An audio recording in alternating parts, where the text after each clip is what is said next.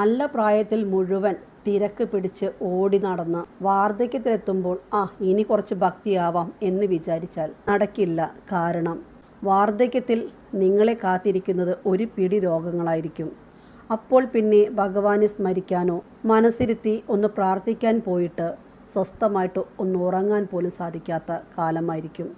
കാരണം പ്രായമാകുമ്പോൾ പല വിധത്തിലുള്ള അസുഖങ്ങളും വേദനകളും ഒക്കെ ആയിരിക്കും ഉണ്ടാവുക. പിന്നെ എങ്ങനെ സ്വസ്ഥമായിട്ടിരുന്ന് പ്രാർത്ഥിക്കാൻ പറ്റും? ഭഗവാനോട് അടുക്കാൻ സാധിക്കും? ഗോപികമാരുടെ ഭക്തിയെക്കുറിച്ച് കേട്ടിട്ടില്ലേ? അത്രയൊക്കെ ഭക്തി ഉണ്ടായിട്ടും ഒരിക്കൽ ഭഗവാൻ അവരെ വിട്ടിട്ട് പോയി.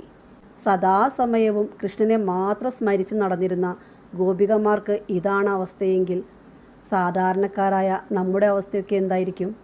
അതെ, വാർദ്ധക്യം എന്ന് പറയുന്നത് വേദനകളുടെയും അസുഖങ്ങളുടെയും കാലങ്ങളാണ്. നാമജപമാണെങ്കിലും കീർത്തനങ്ങളോ പ്രാർത്ഥനകളോ ഭഗവാനിൽ മനസ്സർപ്പിച്ച് ഒന്നും തന്നെ ചെയ്യാൻ സാധിക്കില്ല.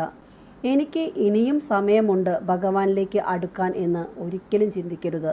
വളരെ ചെറുപ്പത്തിലെ ഭഗവാനിലേക്ക് അടുക്കുമ്പോൾ കിട്ടുന്ന മനസുഖം, ശാന്തി, സ്വസ്ഥത അത് ഒരിക്കൽ അറിഞ്ഞു കഴിഞ്ഞാൽ പിന്നെ നമ്മുടെ ആയുസ് ഒടുങ്ങുന്നത് വരെ ഭഗവാനെ വിടുകയില്ല.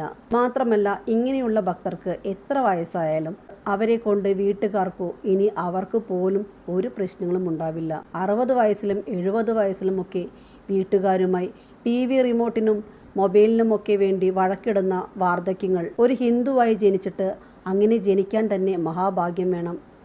എന്നിട്ടും അതിൻ്റെ വില അറിയാതെ ഒരായുസ് തീരും. വീണ്ടും ജനന മരണ ചക്രങ്ങളിൽ പെട്ടുടലും. ഇതാണ് ഉണ്ടാവുക. അടുത്ത ജന്മം മനുഷ്യനായിട്ട് ജന്മം കിട്ടുമെന്ന് ഉറപ്പുണ്ടോ? അതുമില്ല. നാവ് കൊണ്ട് നാമം ജപിക്കാനുള്ള ഭാഗ്യം മനുഷ്യർക്ക് മാത്രമേ ഉള്ളൂ. ആ ജപം കൊണ്ടുണ്ടാവുന്നതോ മറ്റൊന്നിനും തരാൻ സാധിക്കാത്ത ഗുണഫലങ്ങളും. അതെ, അത്രയ്ക്കും പവർഫുള്ളാണ് നാമജപം.